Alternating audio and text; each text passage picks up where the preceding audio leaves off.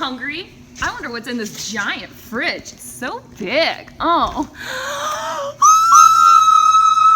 Yes, it is I, Refrigerator, here with another episode of The Milk Show. The Milk Show, The Milk Show, The Milk Show, The Milk Show, The Milk Show. It's like so dumb. It's milk with your host, Refrigerator. The energy-efficient household appliance that eats people. Hello. Fuck you and fuck you. I am Refrigerator, the energy-efficient household appliance that eats people and hosts this show. Today on this show, we have a very special guest from TV's own Scene TV Raw, Mr. Red Skellington. Mr. Red Skellington, how are you doing today? That's Mr. Red Reaper to you. Refrigerator. Red Reaper, like the singer from that band Grim Reaper? You got it. You to hell! That band? That's exactly it. That is awesome. So you are here today to tell us about your TV show called Scene TV Raw. Is that correct? That is correct. And in fact, it's no longer a TV show, it's a web series. It started as a TV show, and the TV show was called Scene TV. But we got into some FCC trouble Oh, fuck that. Peters.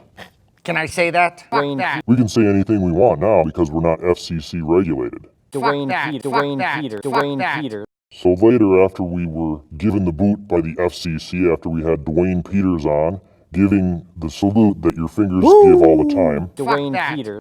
we brought it back in 2015 as an uncensored web series. Dwayne Peters. Tell me more. Well, it's skateboarding and punk rock. Straight up. Two of my favorite things. These And are mine a few too. of my favorite things. So tell me more about the skateboarding stuff. Well, it's interviews with skateboarding pros, and most of them would be considered legends. It's people that were either pioneers in the early days of skateboarding and then made a name for themselves through their activities, either signature moves that they came up with, or competitions, or just developing their own personal style, and really influential. And we're talking about, people like Steve Alba, Eric Dressen, Mike Vallely, and people that really are on the forefront of skateboarding when it comes to inventing things and coming up with really creative expressions on a skateboard. So you've met each of those people that you just mentioned. Yes. What was that like for you as a Red Reaper? Well, it's interesting. I used to be known as Eric Johnson, who was kind of boring, and there's lots of Eric Johnsons in the world. And so Eric Johnson became the Red Reaper, which gave him a lot more flexibility in terms of representing himself, and also from an interviewing perspective. It's much more interesting, as I'm sure you can relate to doing interviews. Yes, people say things to a refrigerator that they would never say to another human being, and I'm sure it's the same for the skeleton. Yeah, the undead can bring out more life in a person than you would expect. But we've had a lot of really great experiences interviewing people that like to share their stories, most people do, and talk about their background and highlights and lowlights over the years. And the difference between our web series and other skateboarding shows is that it's more of a retrospective and a celebration of their accomplishments throughout history. So you don't like the newcomers, I take it. Well, there's lots of other venues and outlets for newcomers, such as the X Games, which is very corporate and mainstream, and that's just something that we really don't subscribe to. It's basically, the essence of it is the DIY aspect of doing it yourself and not being directed by some outside corporate entity. But that being said, we have had some people that are newer to the scene, like Casey Helseth, he's from Santa Cruz, and he skates pretty much all terrain. He skates down gravel, he skates on cement, he skates on grass, and he's a ripper. Like you, the the Red Ripper, right? Yes, Fuck that. Or Reaper, as it were. exactly. So tell me, what's it like skateboarding with no skin? You can't skin your knees then, right? Well, it's interesting. There's actually been a number of skateboarding skeletons over the years.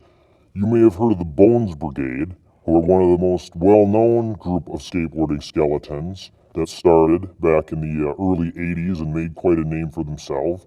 And then there's other skateboarding skeletons that have shown up in different iconography, such as suicidal tendencies, if you've heard of them. Possessed to Skate, that is a skateboarding skeleton. Jodie Foster's Army has a skateboarding skeleton as one of their icons. So actually, skateboarding and skeletons go hand in hand and have for many years. Yeah, actually, how new can a skeleton be? It's probably lived its life cycle, right? That's right. It lives on forever. It is immortal and evil. Fuck that. Tell me, you said you have bands on there too. What bands have you interviewed and talked to and met with and drank milk with? We started with some local Minneapolis bands that are probably no longer around, Fuck that. and then we interviewed some touring bands. And once the touring bands came on the scene, that really opened the door. So I think one of the first touring bands we interviewed was the Irish punk band Flogging Molly. And the connection with Flogging Molly to skateboarding is Matt Hensley, the accordion player, is a pretty well-known, accomplished professional skateboarder. So that was really the first kind of opening to bigger name bands, and from there it just went up. So we've interviewed a lot of hardcore bands, if you want to talk hardcore, Agnostic Front, Sick of It All, Terror.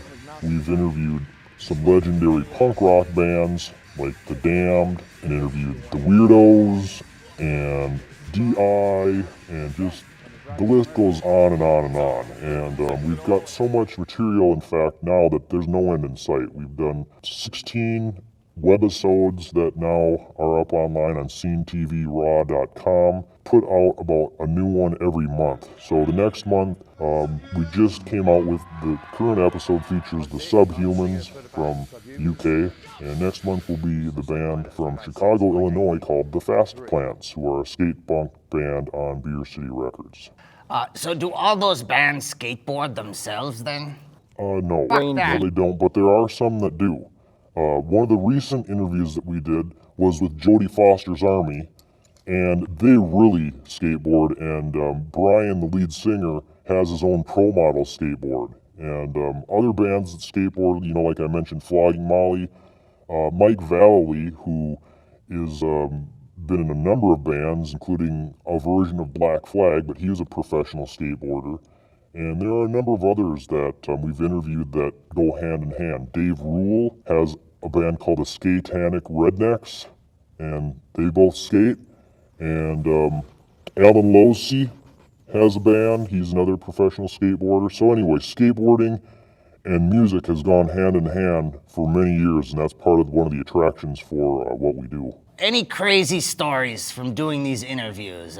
Any weird stuff happens? Anybody said something really dumb or really funny? Yes, there's been many stories of things that have gone not as planned. Fuck that. The most recent one is we were in California on the trail of Steve Alba, and Steve Alba is probably one of the most, if not the most legendary pool skaters, and he said, meet us at this location. So we drove 3 hours to meet at this location of this really upscale yuppie mansion that had an exact replica copy of the Nude Bowl in the backyard.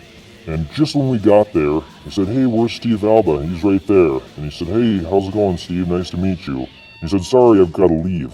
So that was kind of a punch in the gut. Tried to keep my composure and said, well, is there any way that we can do a follow-up with you? And he just kind of left, and it was kind of a locals-only vibe, so we really didn't stick around to skate it. And anyway, it turned out for the best. He actually invited us to his house, and which was even better. His garage is like a museum. He had original artwork, original skateboards that he had designed, and So it actually worked out a lot better in the long run. But there's been other instances of kind of an ongoing journey. One time we went to the Vans Warped Tour before it got really, but there was a band that we were going to interview, and the label said, well, have you heard their new CD? Fuck that. And we said, no, we haven't. Well, you can't interview the band without hearing their CD. Fuck that. Fuck that. We have a standard list of questions that, if we haven't heard their newest CD, would still be applicable. But anyway, so this was on a Friday night that I was talking to the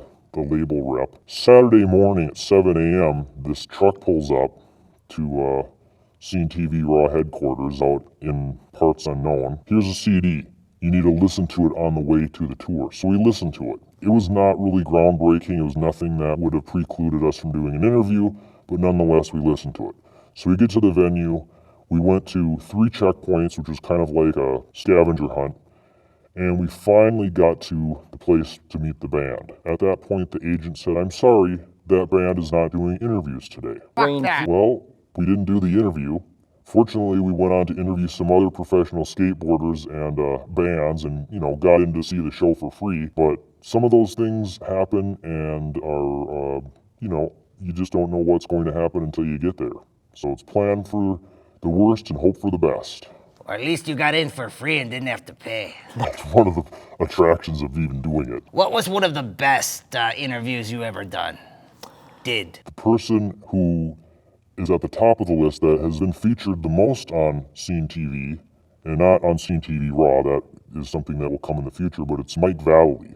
And Mike Vallely has quite a history in skateboarding. He was turned pro on Paul Peralta, which is the Bones Brigade. Had a pro model out when he was, I think, 17 years old, and really climbed the ranks. But in addition to being a pro skateboarder, he's also been in a number of bands. He was a spoken word artist and has done lots of other creative things. So one time we were at this fest where another kind of a mainstream band was the headliner for, which I really wasn't into. But I saw Mike there, and he'd recognized us and had met him multiple times before that. And he brought us into his personal touring bus. And he said, well, he was kind of disgruntled about they wouldn't let him sell his merch at this fest. And then another time we went, there's a show that they used to have called Viva La Bam, which is a offshoot of Jackass. And they had this huge event at the Mall of America, which honestly I'm not a big fan of the Mall of America, but because of the people there, which are Mike Vallely, all the Jackass crew, and a bunch of bands, we went there, and it was chaos. There was 40,000 plus people camping out there, and it was just unbelievable. And we had all of our production gear, and we were just surfing through this crowd, trying to get to where we needed to go, and then we saw Mike V, and he said, hey, good to see you, and he pointed us to the right people. And we got set up right next to the Jackass crew. And this is before Ryan Dunn passed away. So I got to meet Ryan, and it was really a memorable experience to film that and meet Mike multiple times and interview him. And the last time we went to, he has this company called Street Plant, and we do some different kind of promotional things where we get skateboards autographed and we do prize drawings to kind of, hype up the show. And we bought a few Street Plant decks from Mike, and we're right in the area. And he said, come on over to Street Plant headquarters to pick them up in person. And we thought, what is that like, some big warehouse? And it was actually his own house in California, in his garage, where he runs it out of now. And his house was pretty decorated pretty cool. He had all his original decks on display, and he gave us the opportunity to pose with the deck to hold it, and then just kind of showed us around and was really personable. So that's the kind of person that makes it really memorable to meet and isn't such a superstar. I mean, this guy was in Mall Cop, as an extra. And, he could be a pretty, and was on Jackass and with Tony Hawk, and, he's got his own video called Mike V's Greatest Hits, which is him getting into fights with jocks, and, he could be a lot more of a jerk than than he actually is. He's really actually one of the nicest people you'd ever meet. Fuck that. Speaking of jackass, you see this jug of milk right here, right? Yes. We're gonna have you do the milk jug challenge. Are you ready for this? Absolutely. I know I'm going to win. All right.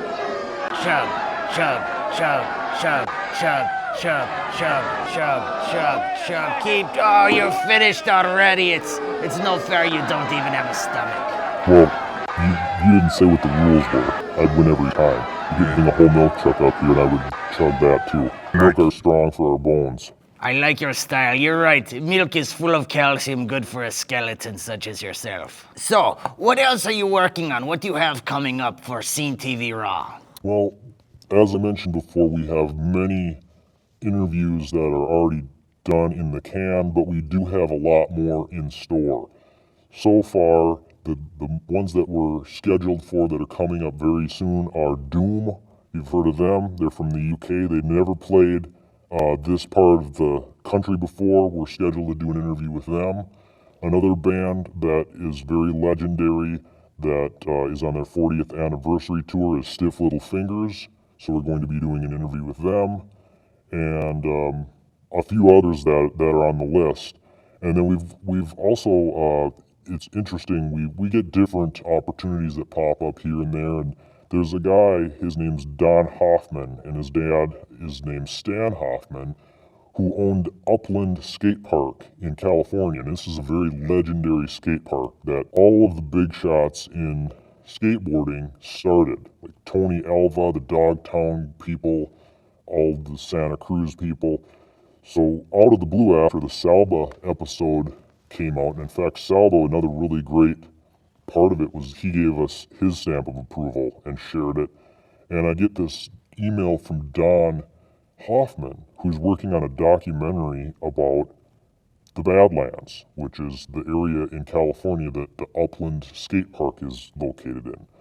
And he's working with a guy named Stacy Peralta, who produced the Dogtown Z-Boys film and also documentary, and is a co-owner of Paul Peralta. Big shot, big name guy. And anyway, he expressed interest in working with us. And we, don't answer to anybody. Basically, we do our own thing.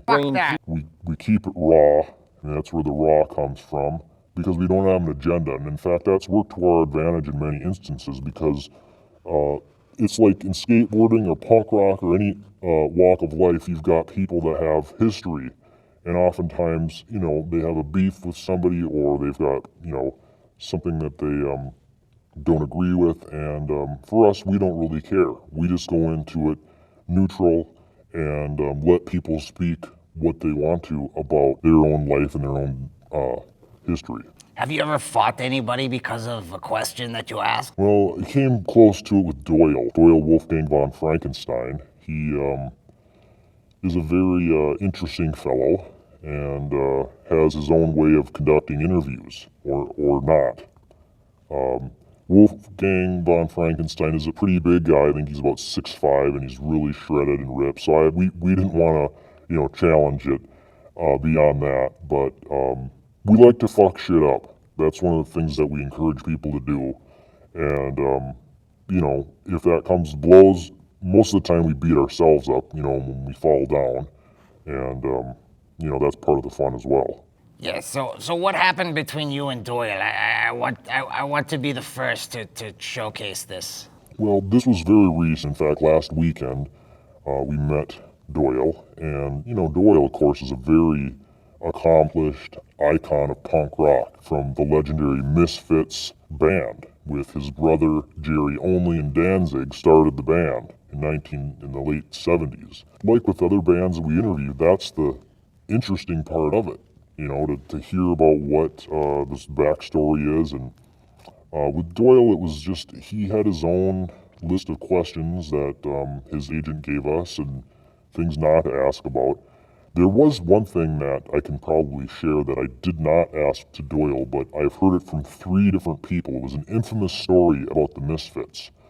The first time that they played in San Francisco, and this was the early 80s, they were waiting around and got into it with some locals because of the way they looked. They had that kind of goth before they called it goth look with the you know, the makeup and the devil lock hair. And anyway, they went on to play a show, and the people that I heard this from, by the way, are Clifford Dinsmore from the band Blast.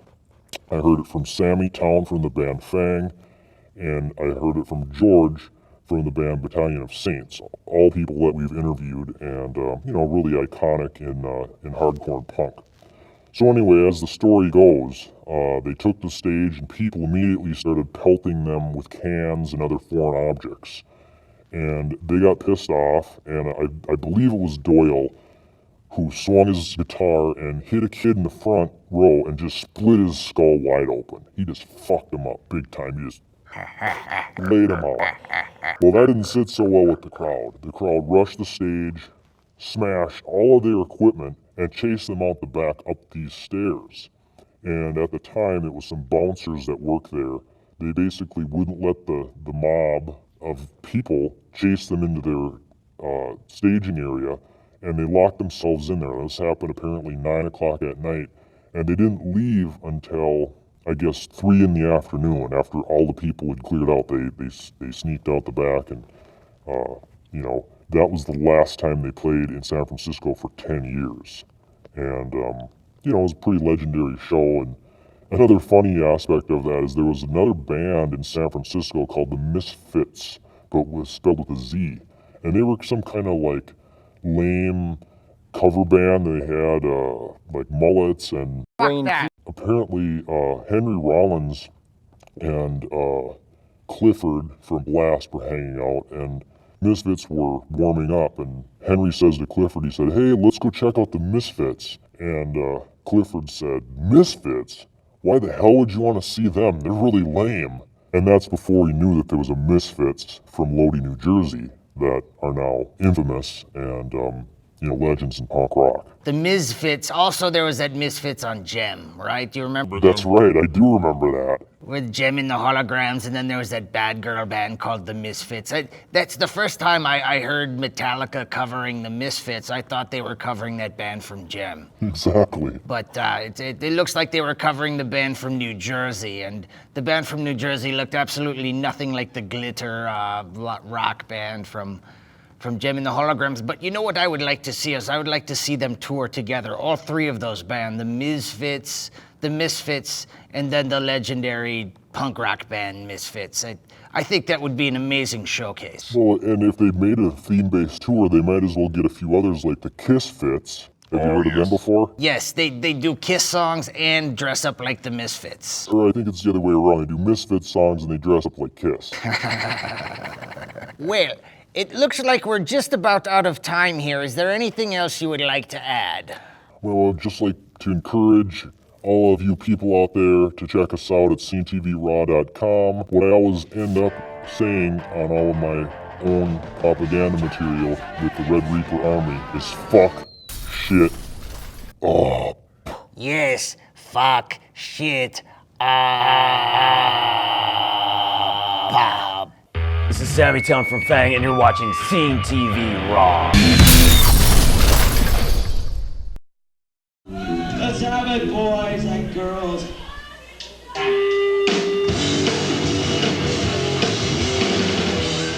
I'm Sammy Town from the band Fang. Been around since 1980, from Oakland, California. Originally, Fang started in Connecticut as a two-piece before I was in the band in the late 70s, and then Tom started Fang up again once he moved out to California, and it was a three-piece. He was singing and playing guitar. Joel, who was my best friend at the time, tried out on drums, you know, and so I went down with Joel for his tryout, and they brought Joel in to play drums, and I told Tom I thought he needed a singer. And he's like, well, you know somebody? I'm like, yeah, I want to sing for you guys. And he's like, well, why don't you come back next week? And so then I started singing.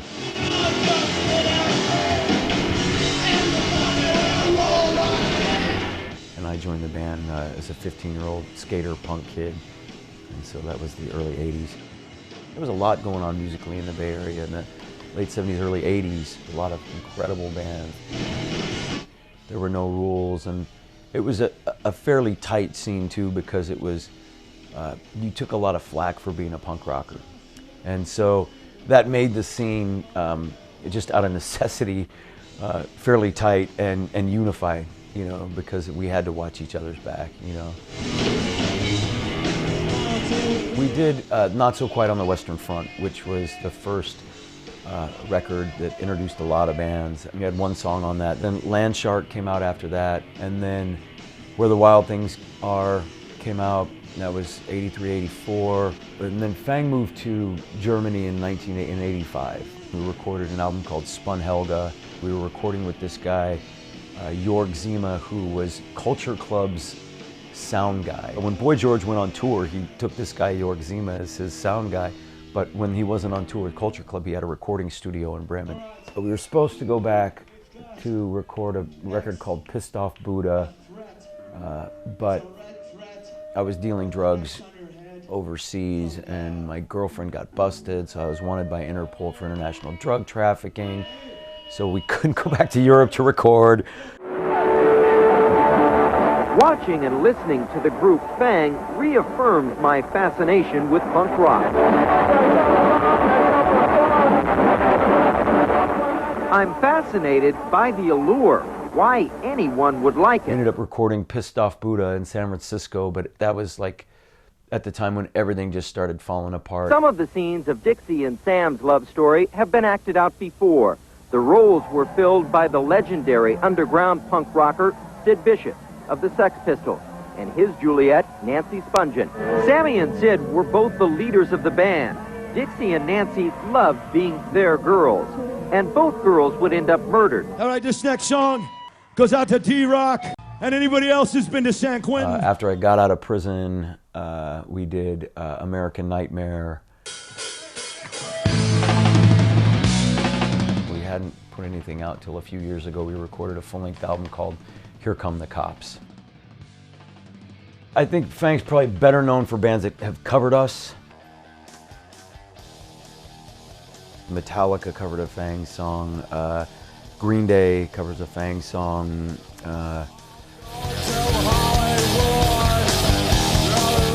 Nirvana used to cover a Fang song. Butthole Surfers covered Fang songs. Mudhoney. A lot of bands that later became very famous that, you know, covered Fang songs, so.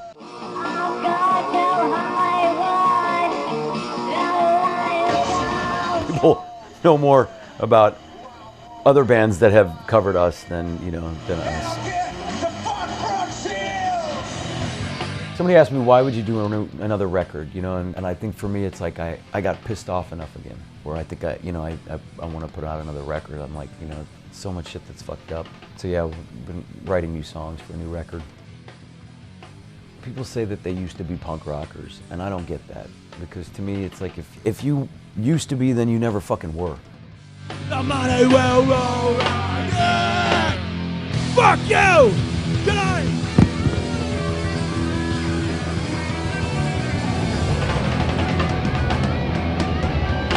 Before I get out of here, would you mind taking a couple of propaganda photos?